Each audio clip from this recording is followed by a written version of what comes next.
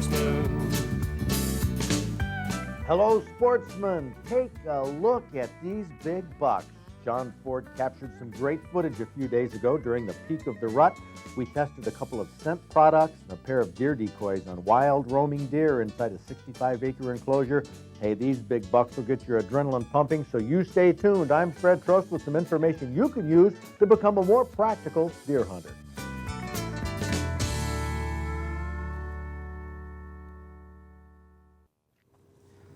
Our annual Practical Sportsman Deer Behavior Experiment was on the Circle J Deer Ranch, November 8th, the peak of the rut.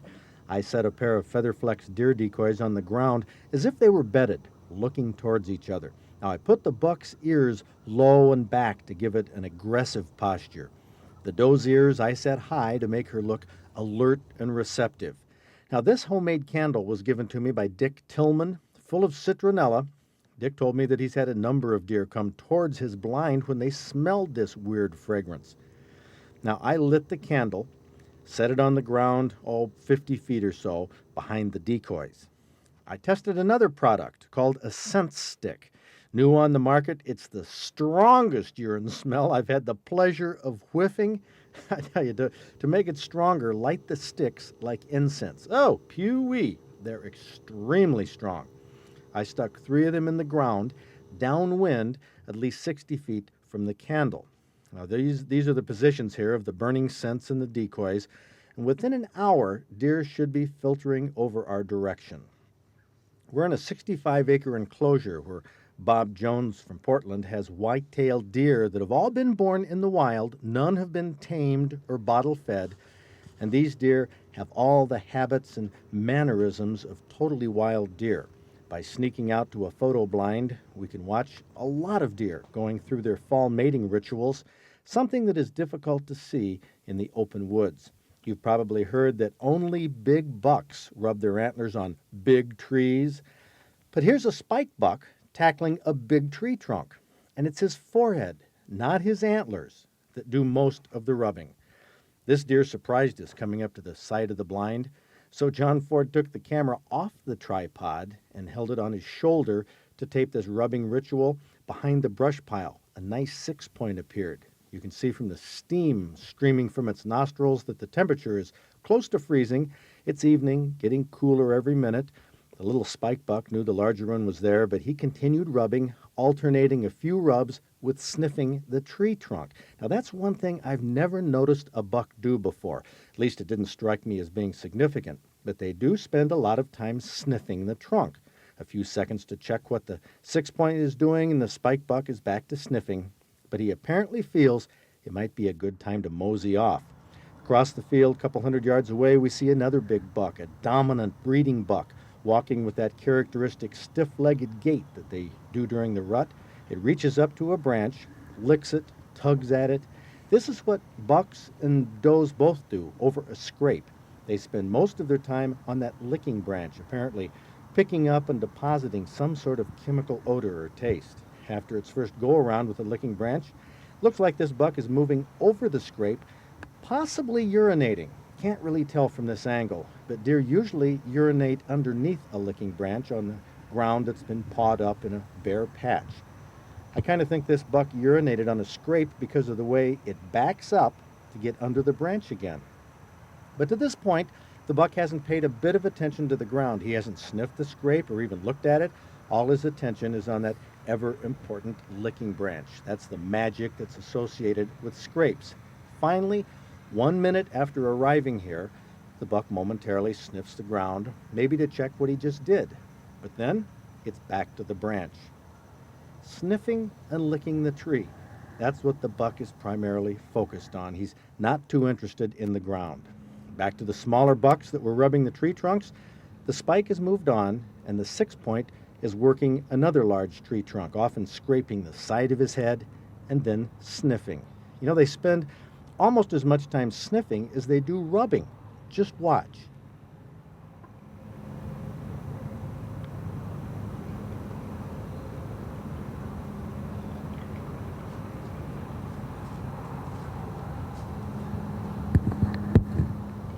Isn't this interesting? What we used to think of as rubbing behavior, making rubs and even staging vicious attacks on trees, turns out to apparently involve a lot of sniffing and even licking the rubs.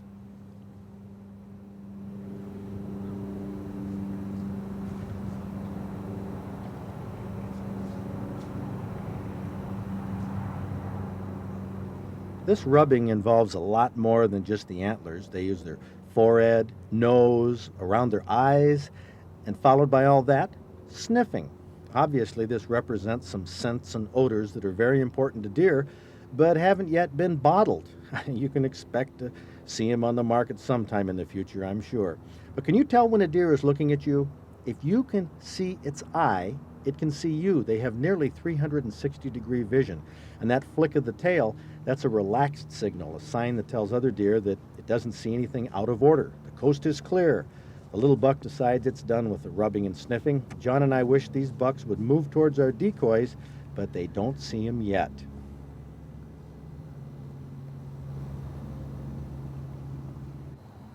Finally, after an hour or so, an 11 or 12-point buck, I couldn't tell exactly, but obviously a dominant breeding buck, came in close enough to spot our pair of decoys lying in the grass. This buck also had that stiff-legged walk. It's definitely a breeding buck that is definitely interested in the decoys. I noticed that this buck's muzzle was dripping. Saliva was dropping to the ground periodically, which I had also noticed on the 6-point that was rubbing earlier. Don't know exactly what to make of that, but it appears to be linked with being in ruts, something to do with the breeding. Now, 2 other bucks had come in from the other side. They were also fixated on the decoys, but they kept a distance away too. Now, were they spooked? Well, not really. You'll see the tail flick. That means I'm not worried. Maybe he wasn't spooked, but he was terribly curious. This is the benefit of a decoy. Now, it isn't like a bait pile where the deer come in and eat. A decoy is an object of interest, of curiosity. Deer often stomp their feet around decoys, trying to get them to move or react. So while a live deer maybe isn't totally convinced and totally relaxed around a motionless decoy, live deer are definitely interested. And while they're checking out the decoy, they're not looking at you. That's the benefit to a hunter. The decoy captures the attention of the deer.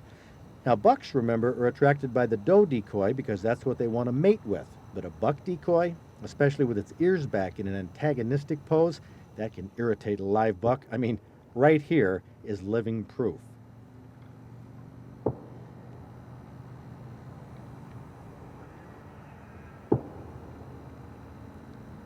When this big boy is done with his tough guy routine, he looks up at the decoys, probably hoping that the little buck will run off and leave the doe by herself. Big bucks like this are used to intimidating every other deer in the area. That's why they're always by themselves. Oh, buck chasing doe at the top of the frame. You can see all the deer in the field to the west. Like I said, this is a fenced enclosure, and in the evenings, the deer come out in big groups. The first week in November, there's a lot of activity, a lot of bucks chasing does. But the bucks that were close enough to see the decoys were distracted because that doe isn't running off. Now a little 8-point wants in. He paces back and forth, trotting around in a semicircle, but often coming back again. Now right here is the only doe that came near the decoys. The hair is ruffled on her rump. That's a sign a buck has been after her. She's either coming into heat or just coming out of heat. These are the does you'll see being chased. But since they're not really ready to breed, they won't let the bucks catch them. But since they are in that borderline zone, the bucks keep trying. Now when she walks toward that 8-point, hey, that's a visual cue that she might be interested in mating. And when a doe doesn't run off and comes towards the buck, at this time of year, there's a good chance that that doe might be receptive to mating. But she'll probably seek out a big dominant buck and not solicit a smaller one. And here she comes, the 8-point in pursuit, but she doesn't want him. She makes that pretty clear, so he gives up the chase and goes back to mulling over his chances with the doe decoy lying by the buck decoy. See, that doe is not moving. By this time, that 8-point has been pacing around for 10 minutes or so, maybe longer. He's starting to get more bold. He'd really like to see some signal from the doe because other than her alert ears and motionless body, He hasn't got any signal that that doe is game for a rendezvous. Now, you might still be skeptical that the blaze orange color on the decoys makes a difference, but I haven't seen any indication that deer decoys or the blaze orange color on these decoys spook the deer. They're skeptical about these newcomers, but they're not afraid of them. My conclusion is that their eyes don't see the orange as orange like we do. I agree with biologists who feel that to a deer's eyes, orange appears white. By now, a half dozen bucks have the decoys surrounded, and the circle slowly closes. The biggest bucks stay the furthest away. The smallest bucks, the spike horns, are the most curious and apparently the most reckless because they're the ones who come the closest, the fastest. See that roughed up hair on that spike buck? Looks like he's been poking around where he shouldn't, and other deer have taken after him. I imagine the spikes sort of hang around trouble. They really don't have a place in the breeding population. Their time is coming a few years from now, but they do their darndest to be included. Head bobbing. Here's another behavior that deer use. Maybe it's a signal, but they seem to want to get a response from another deer when they bob their head, but they also may do this to better focus on objects that don't move. Birds do the same type of thing with their heads when they're trying to focus on something that doesn't move. Now, to this point, I hadn't seen any deer reacting to the scent of the burning sticks or the candle, but that big dominant buck looks like it's standing over the candle right now, checking it out. The flame was still burning a half hour later when I picked it up. Now, right here, the deer are as close as they got to the decoys. Spike got up enough courage to run between them, sort of like, hey, I did it and nothing happened. A 9-point with big tines came in, sniffing, deeking, and ducking, apparently trying to get a reaction. The decoys remained untouched, but if I was hunting, they would have distracted the bucks and given me many excellent opportunities for shots. I'd say decoys work very well with bucks. Just before we packed up the camera gear, we saw two big bruisers battling off in the distance. Now, this wasn't just a sparring contest. These two are dominant bucks, breeding bucks. They evidently disagree as to which one has the rights to a nearby doe. There's some dangerous moments in this fight. You can see how bucks get their eyes injured, but they try to square off against each other, the same way boxers face each other. It's a defensive move to keep the opponent head on where it has the least chance of hurting you.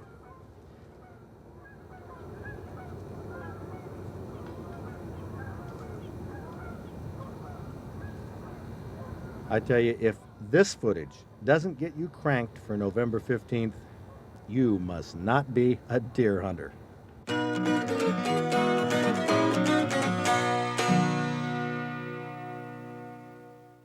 So what do you think? Are you going to get a big buck this opening day or this deer season? Well, I tell you, none of us really know, but if you do, you could qualify for a Real Tree Hunting Award. Invited to the banquet where you can tell your story on stage. Oh, hey, we hear some great stories at the banquet. Here's a guy on opening day that has a little trouble finding his blind, but he gets a big buck. Okay, here's the scoop on Jeff Austin. In 1990, he went out to his blind, which he knew exactly where it was. Right. Did you ever find it? No. Nope. Never found it. He wandered around, didn't get a deer. Okay. 1992, you put your blind, like how far from the road? About 50 yards. And that was so you could Find it, right. Okay. So you got out there in the early morning in the dark. Mm-hmm. Did you ever find it? No. No. So you kind of wandered around? For about 30 minutes, and I finally just got tired and sat down. So 30 minutes after, well, daylight, it's here. It is by now 8:30 in the morning. This 9-point with a 19-inch spread comes along. Yep. Do you know where you're going to hunt next year? No. I wouldn't No. expect you would. Well, let's get a picture of this. Can anybody besides me relate to Jeff Austin? Well, I'm sure some of you can. A compass will help you find your blind, but it won't point you towards a big buck. That's where some luck comes into play. 17-year-old Bill Bresson from Galesburg got his buck opening morning, actually near noon. In Berry County, 13 points with a 23-inch spread. Brian Cooley from Maybe was hunting Monroe County on the 18th, got this 8-point with a 19-inch spread. with a single-shot 20 gauge. Bill Hoskins from Howell got this 14-point in Livingston County. He waited until the 27th of November, though. Hey, don't give up if you aren't successful right away. Mike Gorby from Pearson was hunting all season in Ontonagon County. Finally, on the 28th, he got this 11-point with a 21-inch spread. The biggest buck of the year last season didn't come on opening day. Bob Dismuke from Almont got it the third day of the season. Macomb County, just before dark, this monster had 10-inch tines, 19 antler points with a 22-inch spread. Hey, your chances of getting the biggest buck are, about 1 in 750,000. Good luck, and maybe you'll see yourself in our trophy book.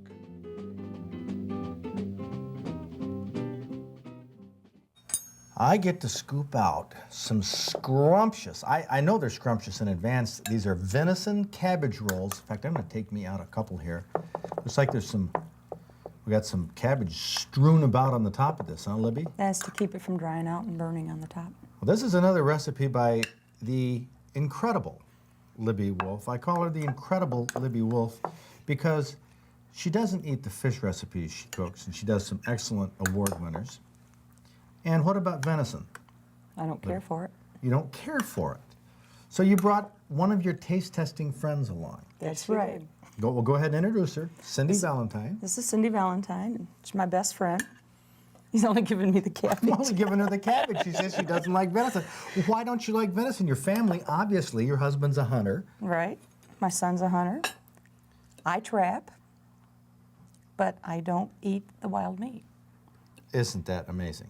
I grew up on it, and I'm not eating anything I had to eat when I was little. Is that right? That's it. Seriously, that's That's all we ever had. And me, I'm the opposite. I never had wild meat when I was a kid, and now that's all I have. Oh. So these are something that when you make them, you want to make them a couple days before and let the flavors just kind of meld together. And then you warm it up in 2 or 3 days. So you had some of these the other night? Yes, I did. And it was great then, and it's even great now. Better yet, actually. It's better? Yes.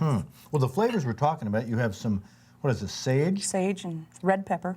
And then just salt and pepper. Salt and pepper, and you grind your own. That's the best way. Oh, it looks like you're a heavy-duty cook buying these industrial-sized minced onions and garlic powder. You probably canned your own Can my own tomatoes. stewed tomatoes. They have peppers, onions, and celery in them. Cabbage, of course, the cabbage roll, yeah. and there's some rice in here. And venison, of course, ground venison. But I use 1 pound of venison and 1/3 of a pound of ground pork. And you need it to kind of hold it together. And that's why you have to use the sausage flavorings, like the red pepper and the sage. Gives it that little zip. On the next Practical Sportsman, we're going to report on the 1993 Michigan Deer Opener. Hey, we've had enough experiences over the years to teach us that we can't predict exactly what's going to happen. But I'll let you know on the upcoming opening day report. We'll be talking to hunters. We'll try a simple but tasty recipe for Cajun venison over noodles and more. So I hope you join me for the Big Deer Report here on the Practical Sportsman. See you then.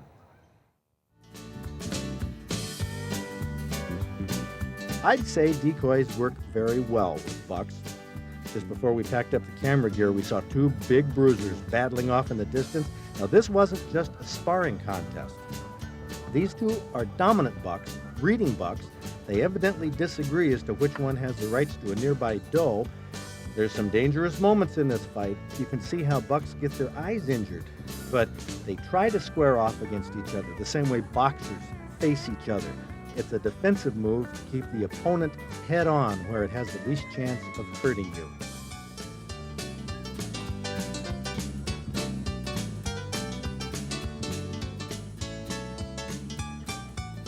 I tell you, if this footage doesn't get you cranked for November 15th, you must not be a deer hunter.